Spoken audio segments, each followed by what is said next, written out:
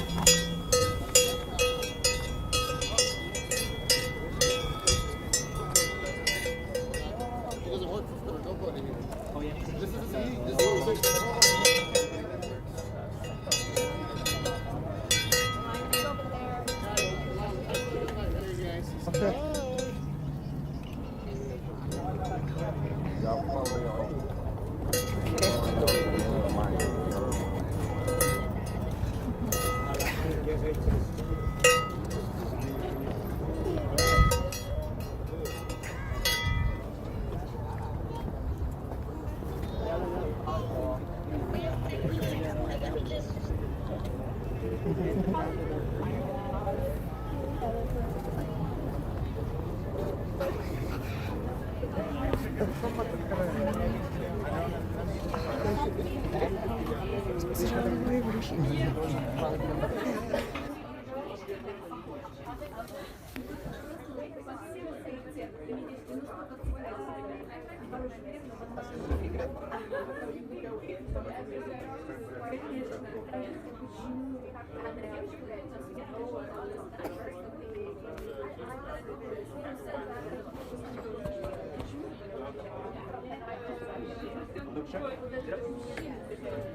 there any?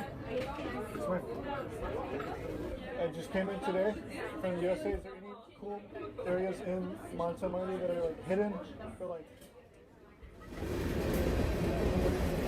Immediately when you want, yeah, he's visiting. Did you make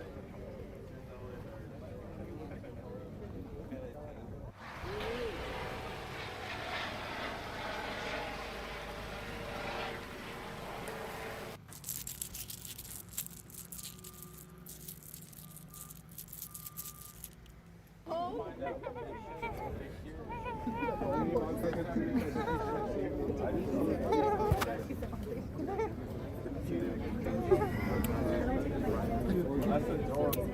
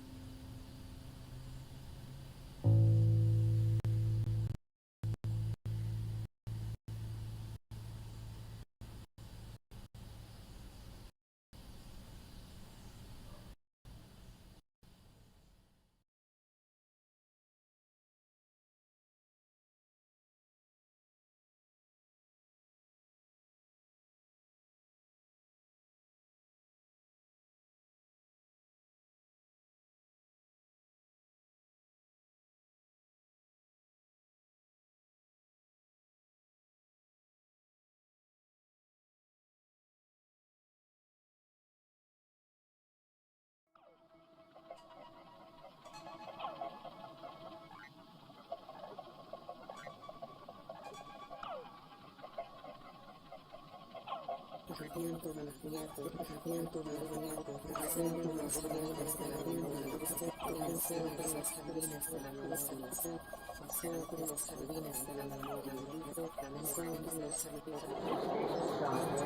York, Penn Station.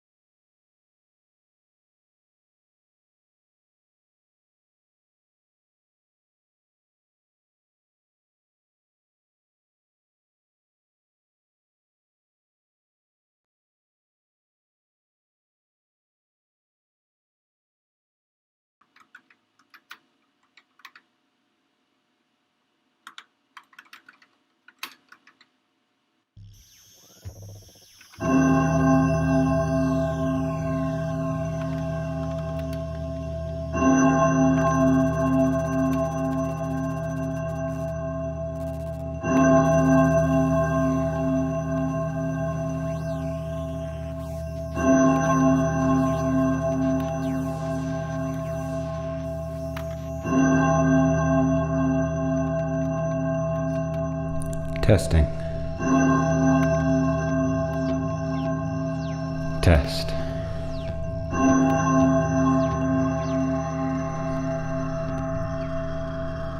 Testing 1, 2.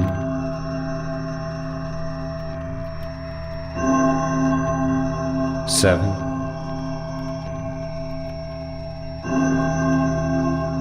25. 55.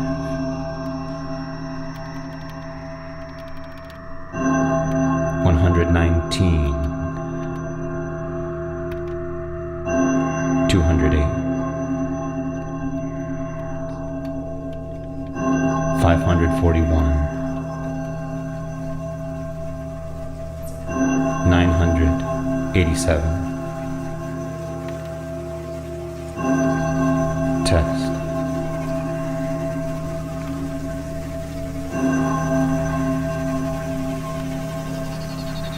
$25,600.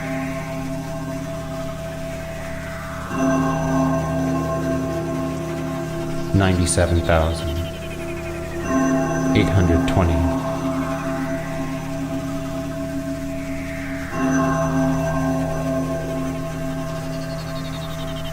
700,000.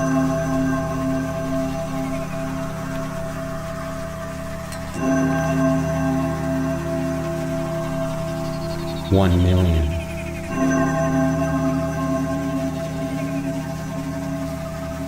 600. 8.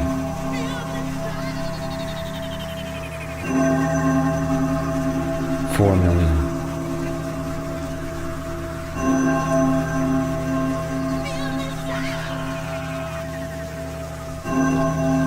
1,000. 100. 1. Etc.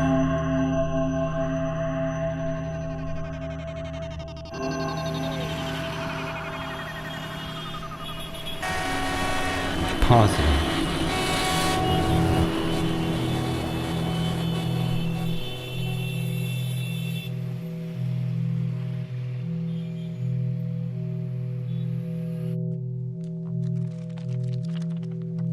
Hello, my name is Griffin. This is Benton. Really pleased you could join us. What is the meaning of the mask?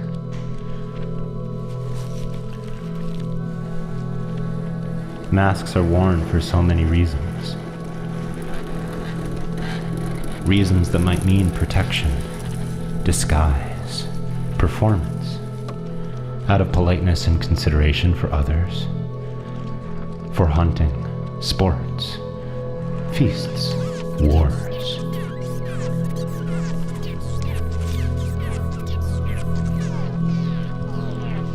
To mediate supernatural forces, to heal, to call to the spirits to stop destruction. Some masks convey unimpeachable authority. Some conceal identity.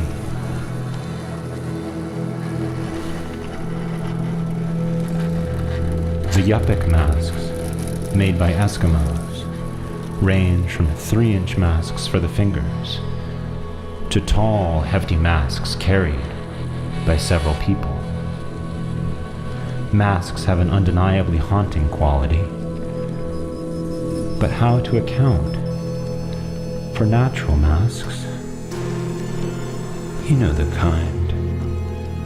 When we screw up our faces, make shapes. When do our faces stop? When masks take over.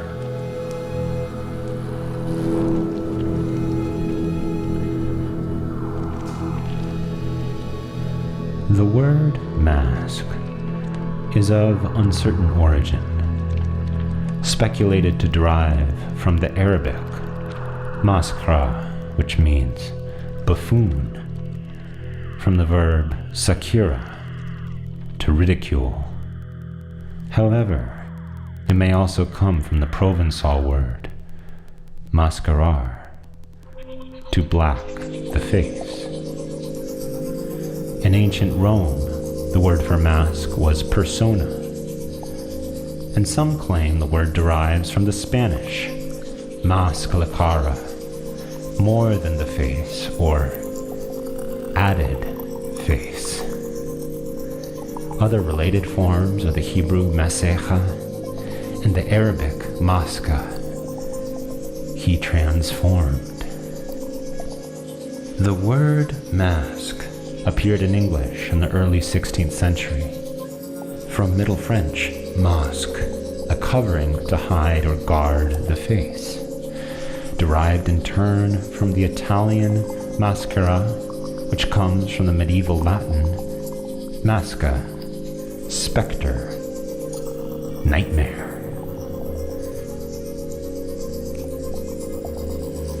The oldest surviving masks are about 9,000 years old, from the Neolithic period, pre-ceramic, although a face was discovered in France, carved from flint stone, which is approximately 35,000 years old. Just a few thousand years younger than the Ice Age masterpiece, The Lion Man, of Hollenstein-Stadel, the oldest known anthropomorphic animal carving.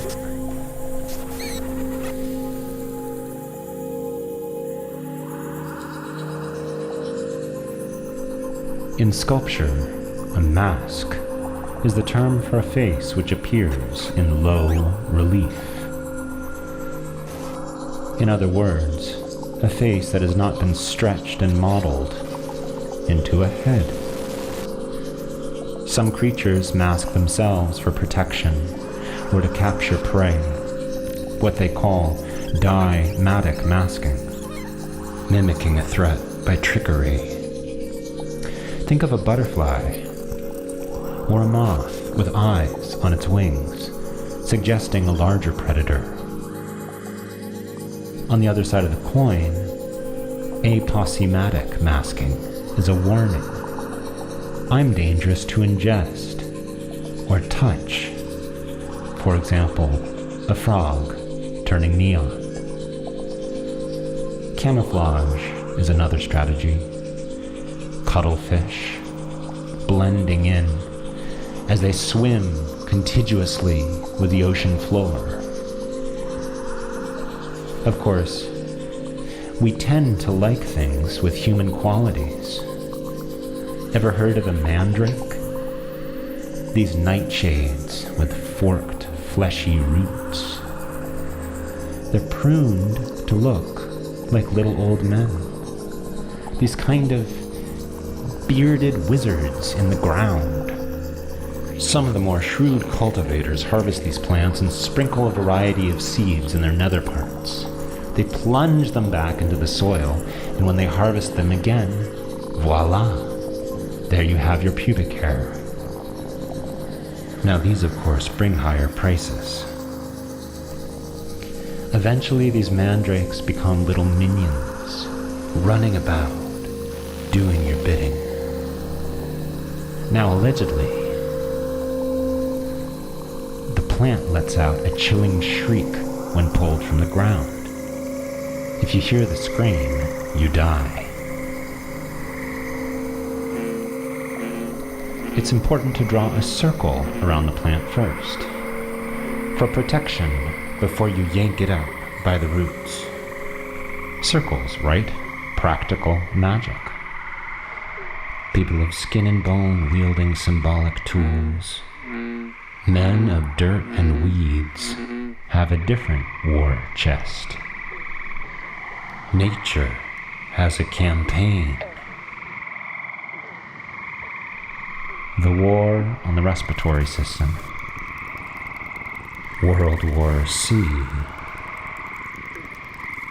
Began with bats, apparently. Or maybe it was pangolin. Those monkish creatures, like hunchbacked armadillos. Some traditions have it that eating these creatures, you obtain their abilities. Have you ever heard a plant scream?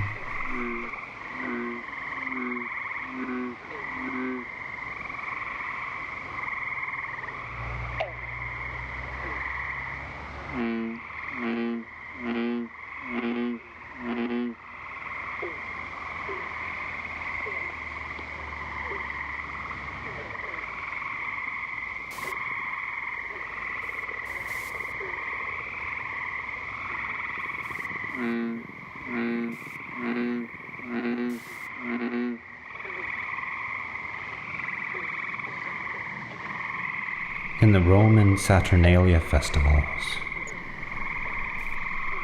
the normal controls on social behavior were temporarily suspended, and people cavorted in merry revelry outside of their ordinary status. Sometimes a slave or criminal was granted the insignia of royalty, only to be killed after the festival ended.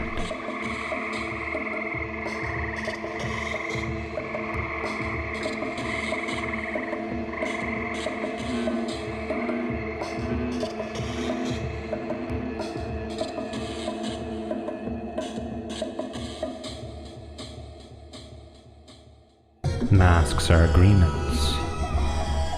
What is the difference between a childish and an adult agreement? Our country, founded on blood and guts, fueled by childish mantras. This land is your land. This mine is my mine. Go get your own mine, gold digger. Ah, the fruits of our labor. Georgia peaches, pitting social responsibility against personal liberty. Wisconsin cheddar, Maine lobster. But everything's askew. It's raining grasshoppers in Vegas. Literally. Are Long Island beaches patrolled by locals with rifles? Probably. Not to mention the very benevolent Policemen's Society holding their annual altruistic, really very brilliant, men and women's ball at the Ukrainian National Home Away from Home Zoom code 414-532. Stick it up your butt. Masks are contraceptive.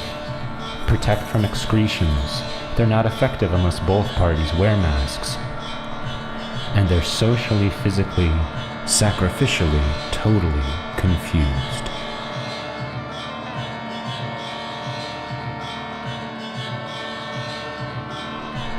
Masks are meaning dragnets. That's what I've been getting at. All this debris gets raked in. We put them on, and we don't know what they mean exactly. I mean, what do they mean?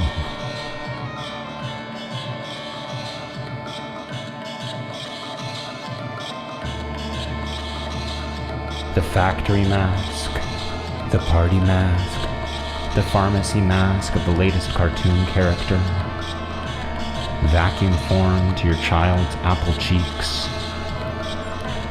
Masks are doctor's orders. Celebrate the black, fight back the blue. Lives lost, lives regained. Worn for 30 days, worn for 7 months. Sanitized by a handler in the checkout line of an Apple product, temple of worship, and you walk out with a free chip on your shoulder. Not wearing a mask is like driving drunk, a masked man says. Well, that's a no-brainer. Mass denial, mass acceptance, en masse. A trick mask with an escape hatch. Bandanas slung low under chins like sad banana slugs. Truly a death mask. Welders' masks, making those sparks fly for a bride and a groom. Escape New York and make it to the EU. Beam us up, sweep us away. Promise we'll all be clean and happy, singing on that blue sky day.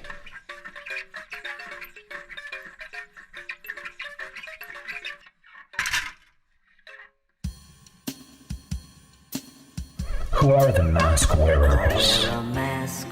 Batman and Robin? Killers in slasher flicks? Clowns? Scuba diving astronauts?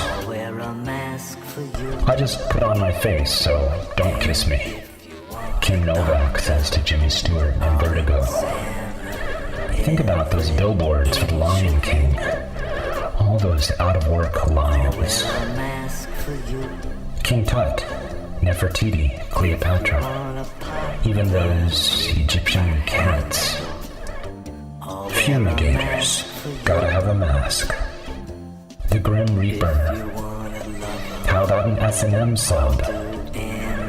Baseball catchers, burglars, stick-up artists. Children wearing masks in their imaginary plays and imaginary games. Beekeepers, a mesh mask. Puppeteers draped in dark fabric. Muslim women in burqas. Motorcyclists, fighter pilots. Passengers huffing oxygen on planes in trouble. Would you consider a mime's white face a mask or a butoh dancer? What about a falconer wrapping their hand for protection from the talons? Hospital patients on ventilators, soldiers mutilated in war, wearing masks created by plastic surgery. Breathing. The importance of breathing. Automatic breathing. Pay attention. Free divers.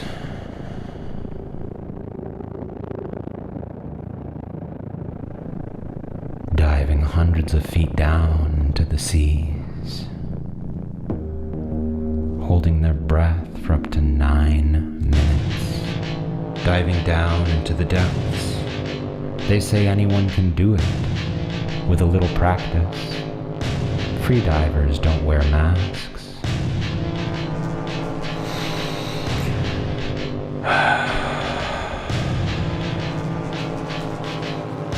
It's healthier to breathe through your nose than your mouth.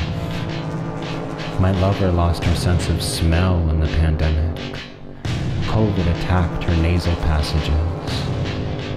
She decided to tape her mouth closed before bed each night to train herself, and she breathed silently through her nose all night long. Ah, the days flow together. My mother had this dream. She was driving too close to the car in front of her, so she got the virus. The agencies are closed. Your plates are in the mail. Cross your fingers. Lose that attitude. A basement room in Rockefeller Center. A dozen people swimming in papers with their faces on. Keeping the world turning.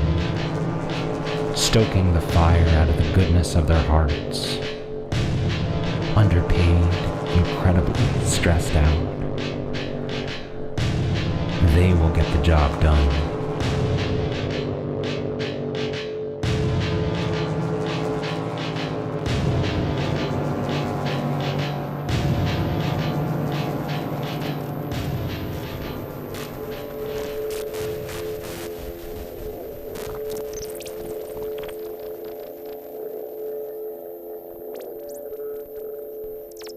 Tears from blue angels. Tears from silver and gold angels.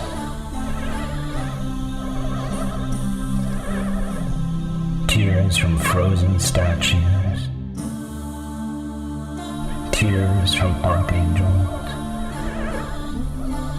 Flowing down the breastplates of brave warriors.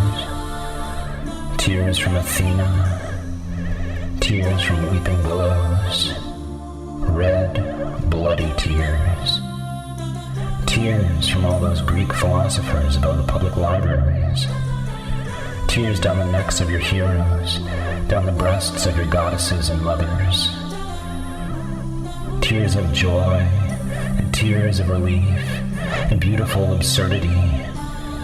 Racing, dripping, falling down, down into a bottomless pail.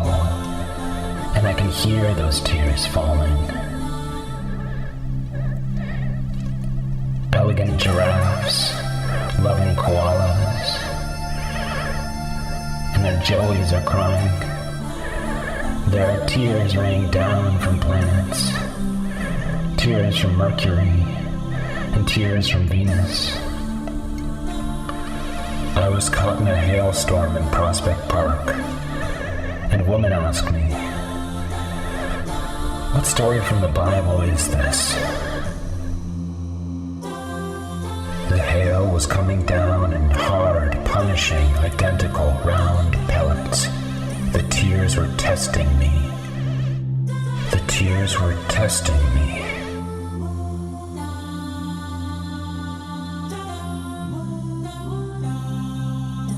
Nobody, nobody, nobody knows anybody. Every single body, every single body knows everybody knows the words, to this song. In my isolation, I had the wildest dreams. I longed for touch.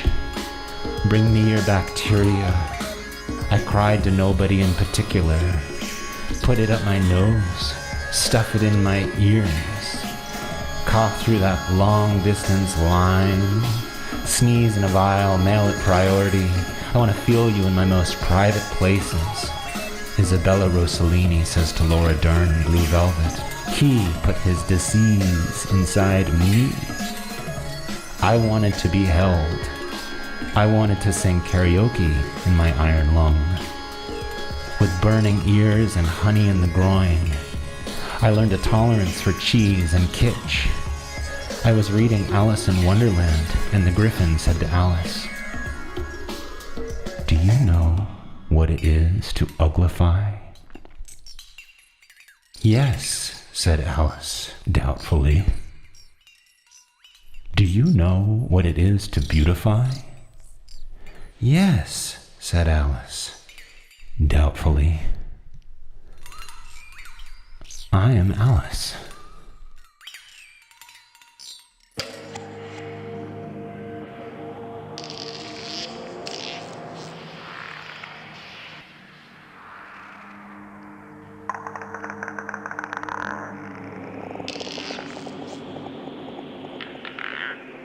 Fireworks for dinner tonight.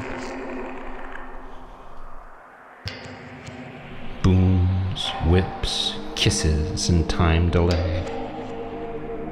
Imagine your favorite color keeping Brooklyn awake all summer. Dead capsules in the street. Aided and abetted by the boys in blue. And the dogs piss on them indifferently. Let the street speak. A full-throated record scratch.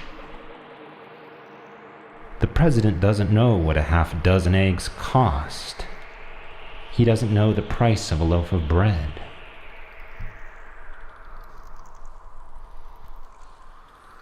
Information is rerouted, screwed and socketed by a bellicose plumber with flushed cheeks, knows a carbuncle, gut-busting overalls.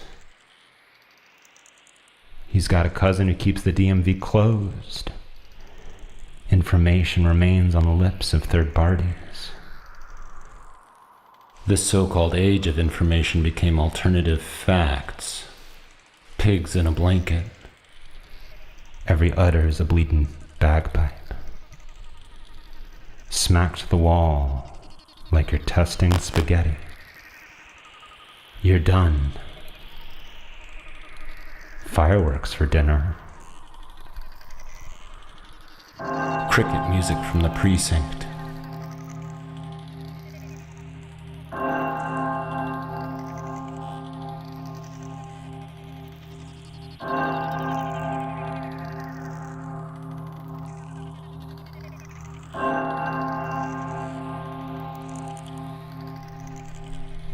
Observing the mind, the theater of operations, the drama department, The snakes must be fed twice each week. So, cut the funding. The Buddhists have determined it is important, exceptionally so, to kill mosquitoes. Relief in a can. Everything is in order. The liquids have settled in their volumes. The amber creatures bid you good night. Ladybugs imperviously propagate in their corners. Solder drips like silver semen. There are chainmail patterns in the shadows of your room, the wicker furniture of your private oasis, a corner of your head.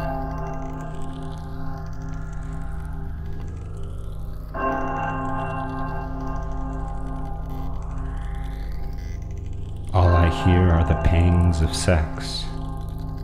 Squalls of birds smear the sky, making messes of stars. Boas in endless fat cables smoothly twisting. The churned bones, butter of the jungle. Solemn reptiles, grins of stone.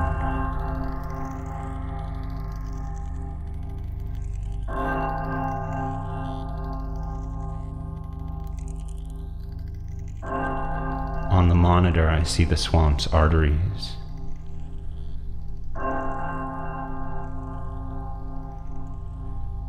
Dense clumps of cypress and tupelo trees.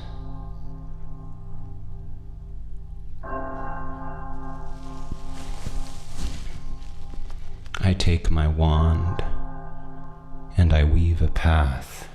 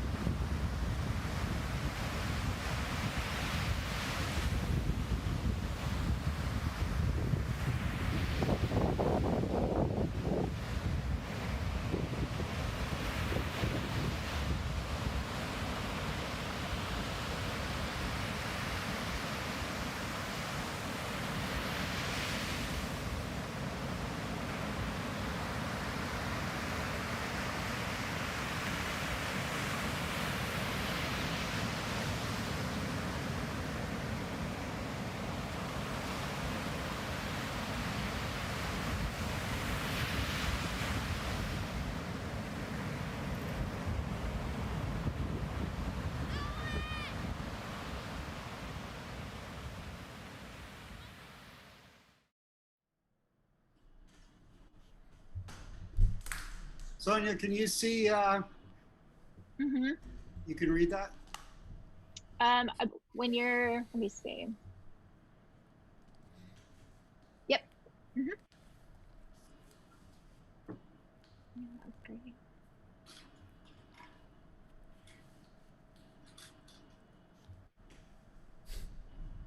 I think we're live now, right? Yeah, I think so. Jordan. We're alive. We are live. Hey guys. Hi, my name is Sonia Gonzalez. I am the managing director of Church of the Friendly Ghost, and you just saw Rue Bainbridge with their piece, I Will Wear a Mask for You. And this is the live Q&A section, totally live, and just gonna have a little chat about them and their work, and so lots of things to talk about. I don't know, Griffin, if you just want to kind of just start off and introducing yourself and you and then Benton and how you guys met. Sure. My name is Griffin Rue. I work here with Benton C. Bainbridge in this duo, Rue Bainbridge. And we've been working together approximately 4+ years, based in New York City. Most often producing work in the Bronx, and we perform globally. This was a really our first foray into a live stream format, and it was kind of, as much of it was a developed piece, it was also a great amount of experimentation with the format as a kind of a raw pigment to use for what we do together. We come from abstract light and sound work in our performances, which is really what we were doing up until the pandemic. And so you've just witnessed a new direction for us. Very cool. Cool. I am Benjamin C. Bainbridge, and speaking to you from the Bronx. And I would just add to what you said, Griffin, that not only was our work typically, hitherto, it was abstract, but it was also improvised, like heavily, basically totally improvised. Not basically, totally improvised. And so we had a few projects in the works when pandemic hit us all and we went into lockdown. And so Griffin and I tried to pivot and say, oh, can we use networks to still do our improvisational performances? And in fact, because our practice to that point was just so much about responding to the moment and the microsecond and being in the same room with each other and our audiences, that partially pushed us down this direction on top of our experiences in the pandemic.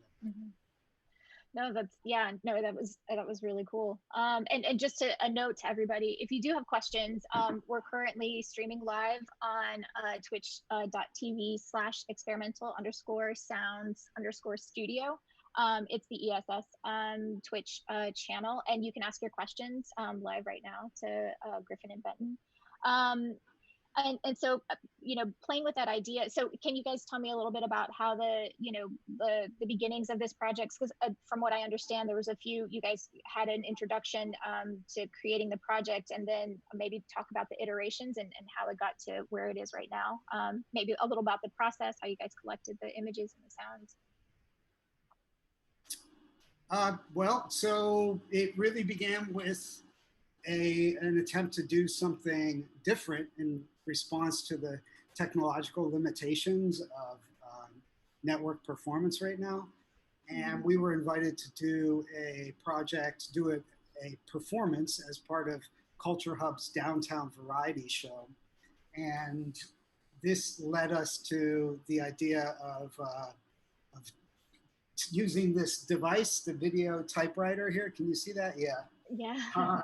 Which is how all the text is typed with Griffin's storytelling. And so this short performance on Culture Hub Downtown Variety was really the first attempt, right?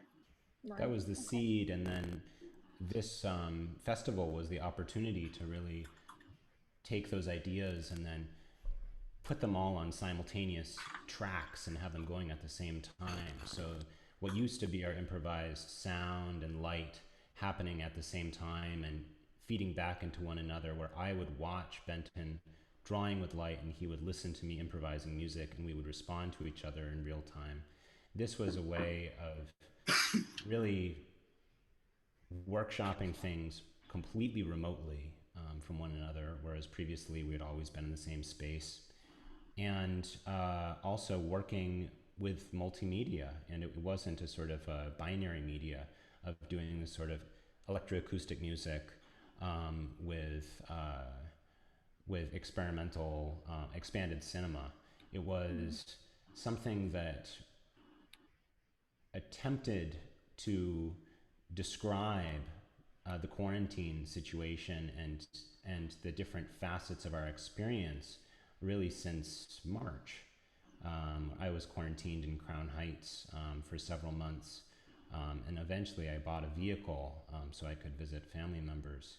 And I think a lot of my experience made it into my text as well as was reflected in the music, which I produced apart from 2 samples, was original music, which was reflecting my experience since March. And I think, in a sense, I was the one who was solitary, where Benton was leaving, and he did a cross-country trip to visit his mom, which I think is a part of what you see in the piece on his side of the screen.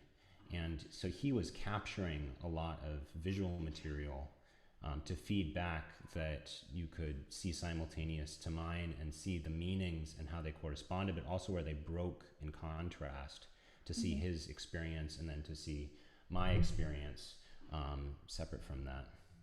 Yeah. And we actually have a question in the chat on Twitch of how is your mom, Benton? Oh my God. I mean, how mom? has it?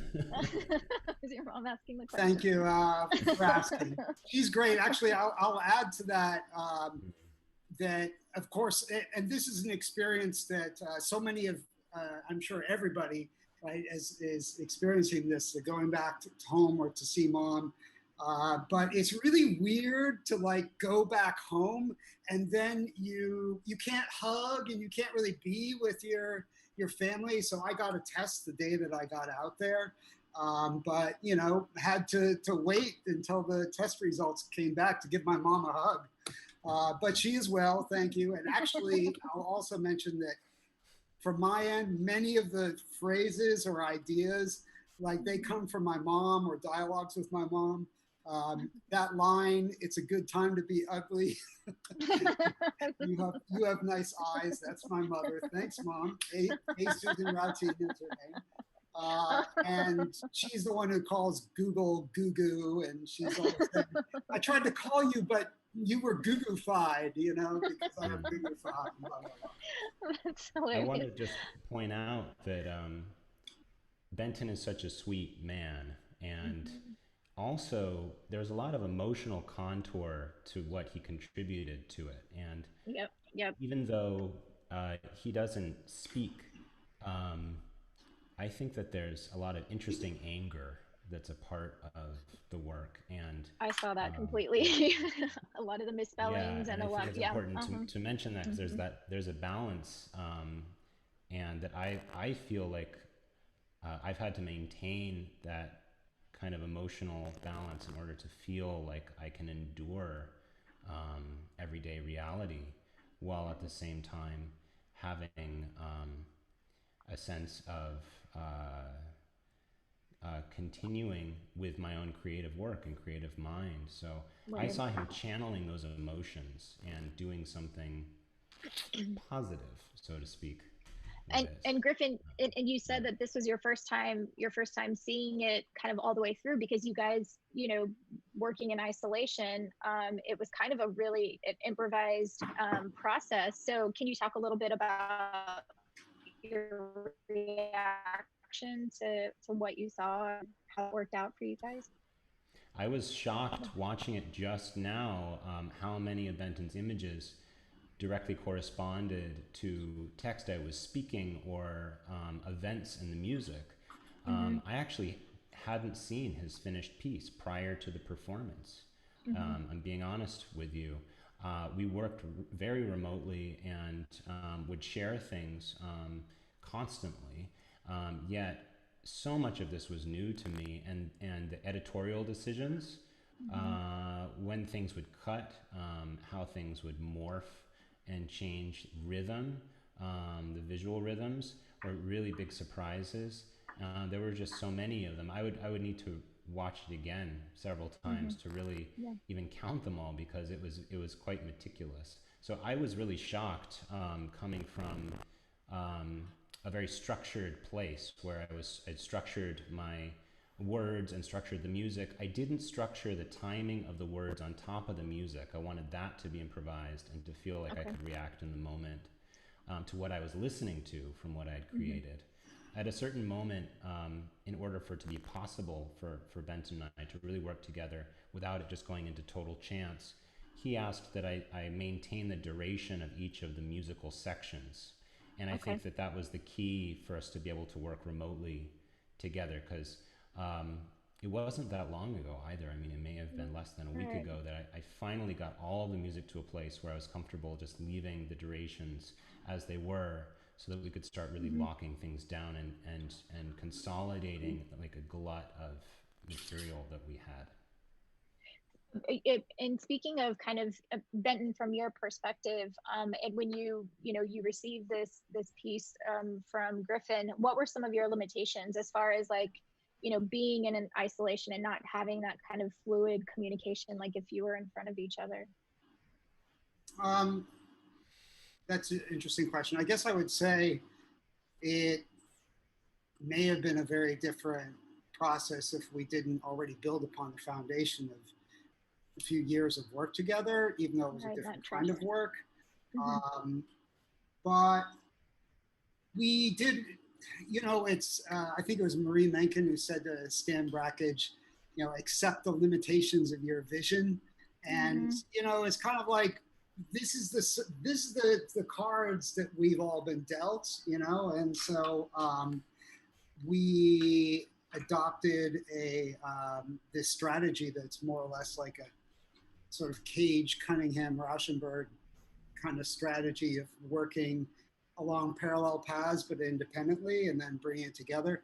As Griffin said, the one thing for me that was pretty necessary is to because I personally respond to music, I'm very, that's the thing I'm most sensitive to, is like the rhythms of montage against musical rhythms and the rhythms within the frame.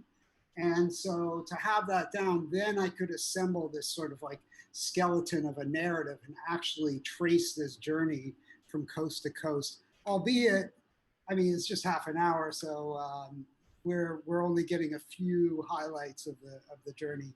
I didn't even get to show Las Vegas, which was quite. Yeah, you mentioned that. Yeah. How everybody was when you got to Las Vegas, everybody kind of the restrictions started happening, and that's where you first saw people getting their temperature taken outside of. Yeah, it's actually, for me, it's still the only place. I don't know about anybody else watching, but when an artist I work with, Yufeng Li, an animator I worked with, he actually got back to China just in time for pandemic, and he was describing to me how every single apartment building and business, the few that were actually open, you had to get your temperature checked coming in and out. And I'm just why aren't we doing that here? I mean, come on, especially with people not wearing masks. So I was pleased to get my temperature taken, leave it to Vegas, professional entertainment town to do that. So taking care of that. Thumbs up Las Vegas. So we actually have a question from Shelley Hirsch, and this is for Griffin. Did you read the text to your composed music? I guess if you can talk about your process and how you came up with the text and music, and which came first. Is Shelley's question specifically, did I read the text to the music as I was working on it? That's what it looks like. Did you read the text to your composed music? I love Shelley. Hi, Shelley. Yes, I did. I did many times. Many times. And I have no doubt that as you're familiar with reading text or singing text over prepared music, it can work with different vibes, and sometimes you have to choose or kill your babies and pick one over the other and so forth. And I went through that experience, and in the end, I wanted to not have too much control over the text being really controlled to every moment in the music. I think this isn't the question that you asked, but if I were to do something slightly differently in the future, I would probably engineer it so the text corresponded very, very precisely with every moment of the music. That was my kind of critique, actually, of watching this piece. And I felt that writing it, I had so much fun. It largely came from free writing. It largely came from unplanned bouts where I just had certain feelings and I wanted to just begin and start writing. And it happened almost entirely in Maine, actually, over the last 2 weeks, in a kind of a whirlwind.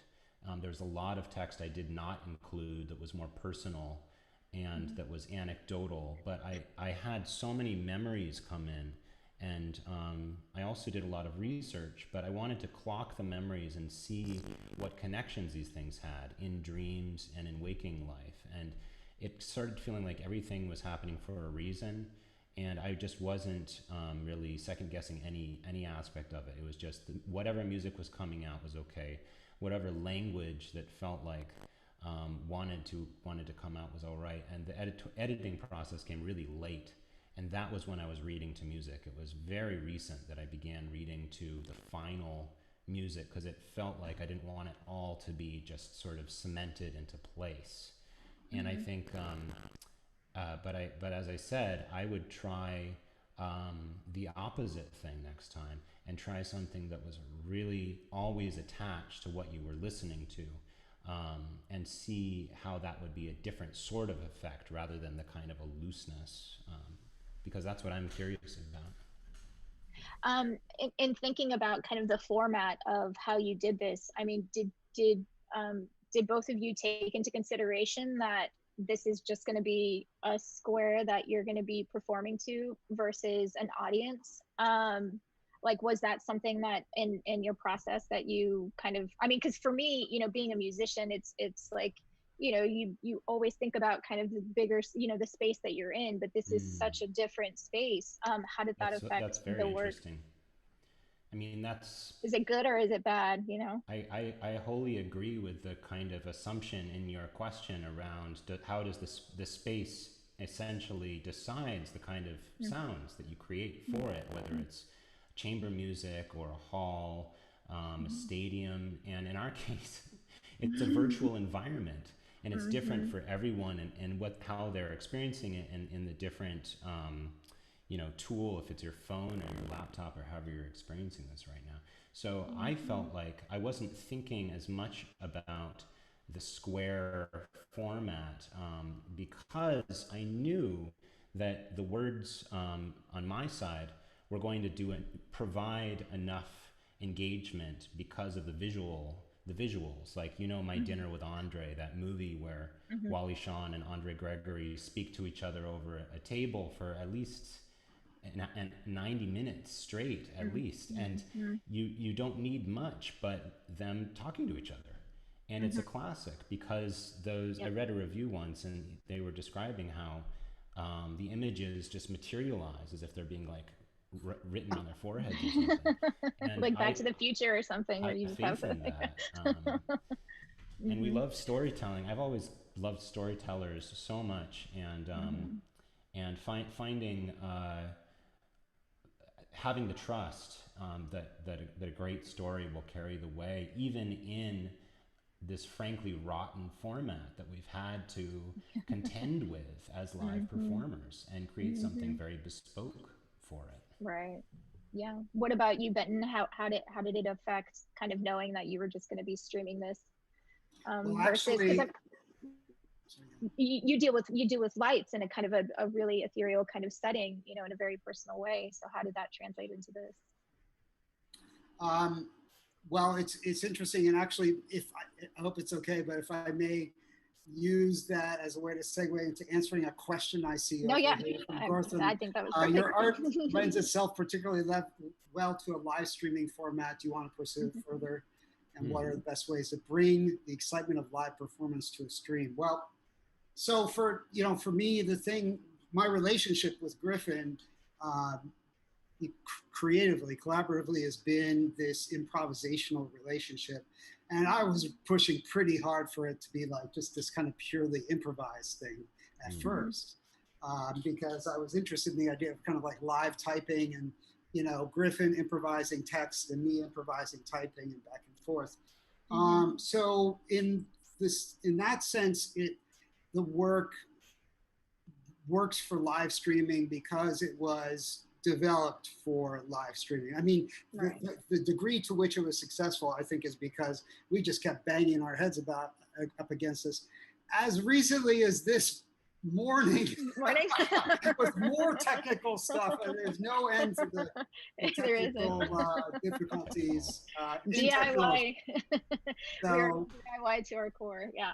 that's right. That's right. Well, I know we're all dealing with it, but again, it's particularly hard when, you know, the essence of improvisation, which is really what Griffin and our project comes out of improvisation, right? I really actually moved to New York personally. My choice to come to New York was because of the improvised music scene at Roulette. I saw shows there when I was like 16, 17. I came, you know, when I was still a country boy to New York, and I saw that Fred Frith was at Roulette, and I was like, oh, I gotta see this show there. And so basically, out of that desire to, you know, continue, but being frustrated by the technical limitations of maintaining that, you know, precise, sharp interplay of improvisation. That's what led to us developing this format. And basically, Exactly. there's such a, you know, there's these giants out there, you know, who have lent their shoulders for us to stand on. And it's like, there's all these great strategies. It's honestly, it's a matter of just like applying the right strategy. Putting it together. Yeah. As far as the excitement, I don't know. I would like to hear, you know, it's a little abstract to judge the excitement. So thank you for your questions, you know? No, Yeah, that's thank great. you. And that kind of wanted me, because we've got about 8 minutes left, and I would like to talk about maybe like a next iteration. Like, where do you see this process going? You know, are there things outside of this specific project that maybe could lead to something else? Or yeah, how do you guys see this evolving? Well, we have a lot more material to grow this piece, and we've discussed doing performance with a limited audience, physically distanced, and live streaming that. That's one possibility. And another possibility is we would just do another live stream and really improve upon this piece and see what we want to do next. All our energy is really poured into this. So we've discussed desire to push it forward. So you can certainly expect more from us. And I'm really happy to hear actually from the person who asked that question that they felt it was successful as in the live stream format. It's very heartening, encouraging to hear that. So thank you. Yeah. Well, outside of the Rue Bainbridge, I know that Griffin, you've got, because I know that, you know, we've been seeing a lot of, you know, a push towards the kind of creative energy, and, you know, like Bandcamp has been doing really great things with kind of pushing music over to the artists. Do you guys have any projects outside of here that that you're going to be working on? Or Griffin, if you've got, what's the name of the link for the Bandcamp that people can pay attention to? I had 2 albums come out this spring, and the proceeds will go to the prison parole preparation project. I think there are 3 P's and not 4. But I always like to swap them. But the parole prison preparation project, that's essentially a record of ambient music called Foliage of Caves. And that's on Bandcamp. If you just look up my name and Foliage of Caves, that's music almost entirely derived from the singing saw, the bowed singing saw, which I perform with usually for live performances with Benton and Rue Bainbridge. And Vertical Foliage is the other project I have with a British composer. And we also put out a kind of a hypnotic record called Love is a Grasshopper Nearby. So those are 2 recorded projects that are quite recent releases that I had. I am so excited about language-based art right now that I think that my work going forward is going to be in experimental music, ambient music, and this kind of a storytelling thing. I feel like I'm just getting started with that. Yeah. Do you guys have any plans for taking this project somewhere else? Is there anything else coming up that, like, specifically that people can look out for? We've had some offers, but not things that we're ready to announce yet. Okay. We always post them on our site, though. Yeah. go ahead. Maybe Benton has some, yeah. Oh yeah, I was just going to say yesterday I had 13 videos released. So I was super lucky, really grateful. We have lockdown here. I think it was Monday, March 16th is when things locked down in New York City. And that Friday, that would have been Friday the 13th, I guess. I sealed the deal on doing a whole album's worth of abstract video paintings that were, licensed from the work that I did with like all these video synthesizers back here. Yeah. And so that just came out from Ninja Tune, and the band is called Howling. You could go to my website, if anybody's interested in seeing these pieces.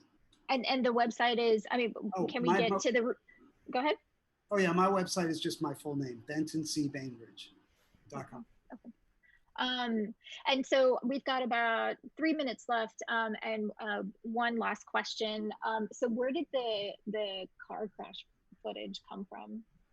The line that I wrote there is, every highway, a rubberneck. I mean, like, I don't know about you all, but like every long trip I take, I see a serious tractor trailer accident.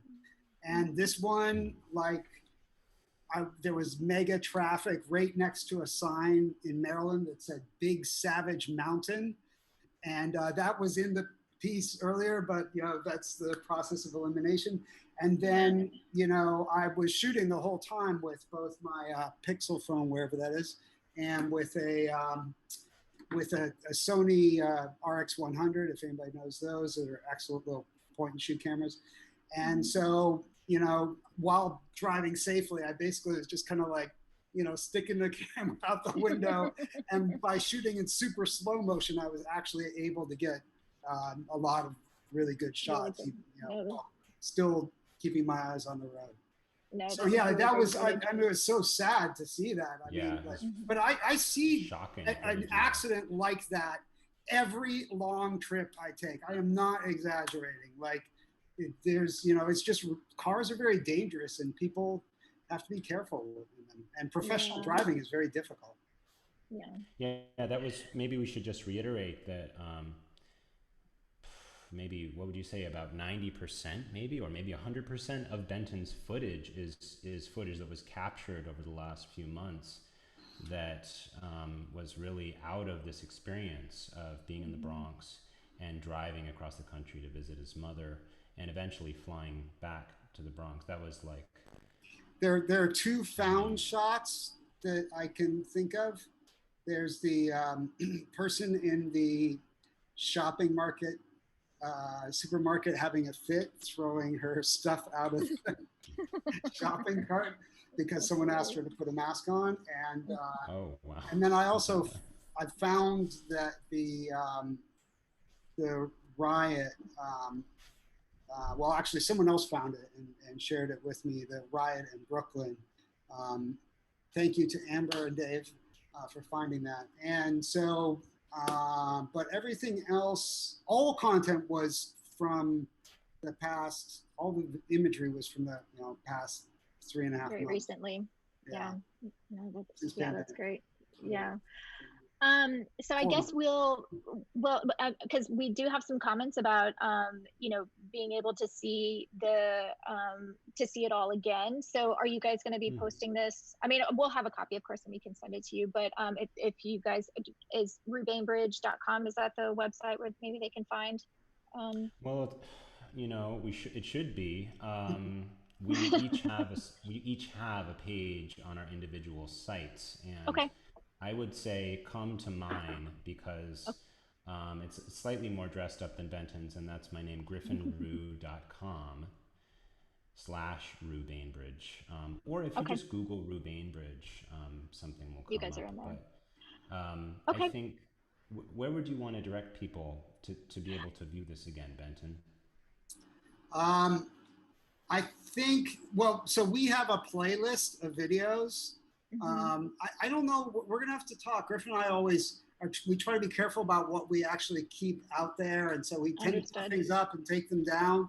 Maybe we But should just say, if you'd like to view the video again, please either let us know, let Sonia know, or let the festival know. Yep. You know, yes, and we'll get you the link so you Sure. can view it as soon as possible. Because indeed. our Definitely. plans are not concrete. And thanks for your interest, everybody, and thanks for watching. Yeah. So if in the Twitch right now in the comments, there's a link to another Zoom chat that we would love for you guys to join, but it's going to be not broadcasted, and we'll be able to kind of chat a little bit more about the work if anybody's interested. But thank you guys so much. That was beautiful and moving, and you had me captured, and I'm definitely gonna want to watch it again. But yeah, if everybody just find the Zoom link. But Rue Bainbridge, thank you guys, Griffin and Benton. We appreciate it. Thank you so much, Sonia. Thank you, All Sonia. right. Thank you, Jordan and Hannah, and thank you, Church of the Friendly Ghost. All right, thank you And guys. thank you, ESS. Yes. Yes, of course. Yes, thank you, ESS. All right, you guys have a good night. Night. Bye.